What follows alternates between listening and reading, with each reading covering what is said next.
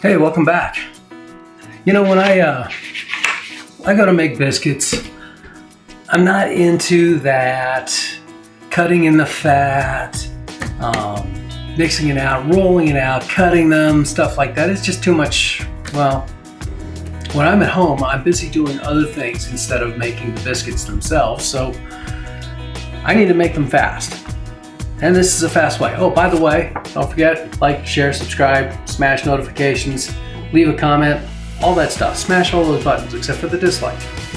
So we're gonna start off. 2 cups of AP, all-purpose flour. I got a tablespoon of baking powder. Half a teaspoon of baking soda. And I'll talk about the baking soda a little bit more. So let's give that a little bit of a mix. You want to get these integrated beforehand. Oh, salt. Gotta have salt. About a quarter teaspoon.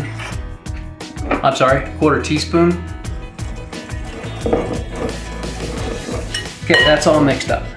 So, we've got half a cup of melted butter, which is about one of those sticks. You know, the sticks. That's gonna go in. I'm gonna get rid of my whisk, I don't need that anymore. Cup of buttermilk. It's good stuff. A lot of the top bakers in the country, in the world, in the planet, the universe, they swear by this stuff. So it goes in. And of course, you can't make cheesy drop biscuits without cheese. Cheddar. Actually, I've used this cheddar before. This is that horseradish cheddar that I used a few episodes back. I can't remember which one right now. And remember, grate this yourself with one of these. Got it? Why? Fresh grated is always better than bag grated. Plus, you can use the cheese you want to use. Like I said, horseradish cheddar. Showing you that in a bag. You're not. So that all goes in. This is going to come together and it's going to be a little bit thick, but it's still going to be, you know, a little bit sticky. Now, it doesn't take much to bring these together at all.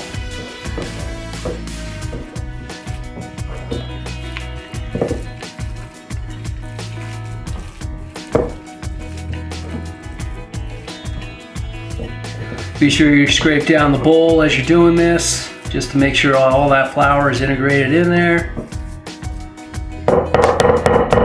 That's it. That's all you need. Now,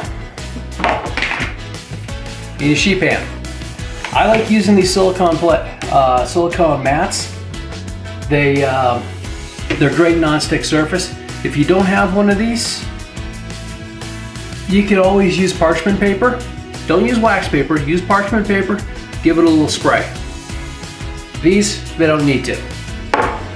Now to get the dough batter from here to here in the proper shape. Best tool for this job are these spring-loaded dishers.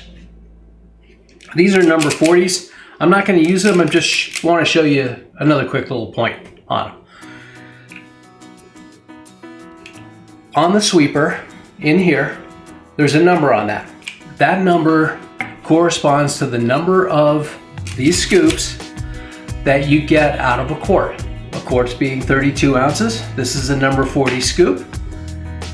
So you get 0.8 of an ounce. So, or 80% of an ounce. Funny how that math works. So, one of the things I would recommend, now this one, you'll notice the green tape on that. I use that at work to identify that it's my piece of equipment. A lot of chefs will do that. But you'll notice that this is actually a righty. I'll put it in my right hand. Look into the ambidextrous models. especially if you've got lefties. I got two lefties in my family. My wife and my son are both lefties. So when they go to use one of these, this is a bit difficult for them to use. This one isn't. So, back to this one. Now the one we're gonna use. This is a number 30, which means it is just a little over an ounce. Okay. I like to just make sure that it is a bit tight. Now mind you, this is a little sticky, so be prepared for that.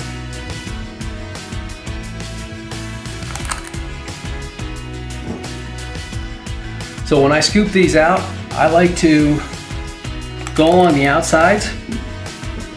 You have one vertical, one horizontal row.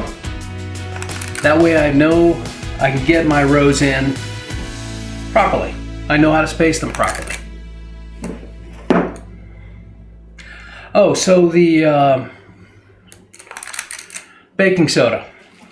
Why do I need baking soda and baking powder?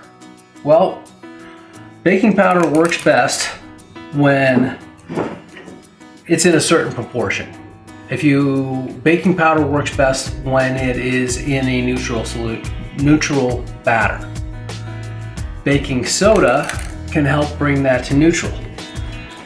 Well, if you look at one of the ingredients that I put in, it was buttermilk. Buttermilk is acidic, so I need the baking soda to counteract the acid in the buttermilk.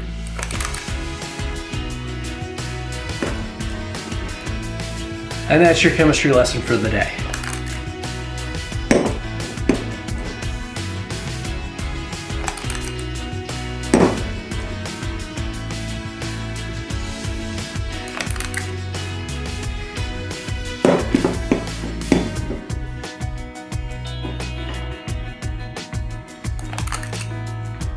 Okay, so I've got a little bit extra here, not quite enough for a full one, so I'm gonna just tap it onto a couple of the smaller scoops.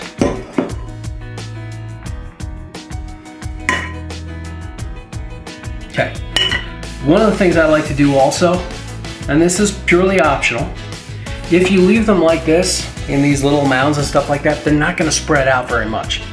So I like to pat them down just a little bit.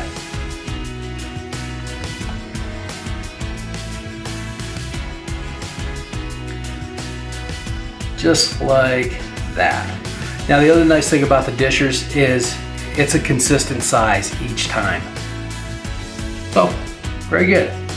This is going to go into a 450 degree oven. As I've said before, that old girl, she cooks at what she wants to cook at. So I'm going to start checking this after about 9 minutes. I suggest you do the same. So if you've got a souped up model better than this Model T I have over here, you got a Ferrari, convection, stuff like that, start checking after about 7. Because probably gonna cook a lot faster than this old girl. Okay, I got it at 450 degrees, preheated of course. And I'm gonna pop these in. I'm gonna check them after about 9 minutes. All right, these guys are done. Just popped them out of the oven, but golden brown, perfect. Get a little extra dark spots where the cheese were, good stuff. These have to cool. 10 minutes, don't skip on that. 10 minutes has passed. These have cooled enough that you can handle them. If you don't let them cool that full 10 minutes, when you bite into them, they're gonna get a little mushy on you. Let the starches set, you'll be good. So they're done. There's only one thing left to do, and that is like, share, subscribe, smash all the buttons. Hope you enjoyed these. And again, remember, grate your own cheese. That way you can put whatever cheese you want in there. Like I said, I got some horseradish cheddar in here. That stuff is very good in these. See you next time. I'm Chef Terry.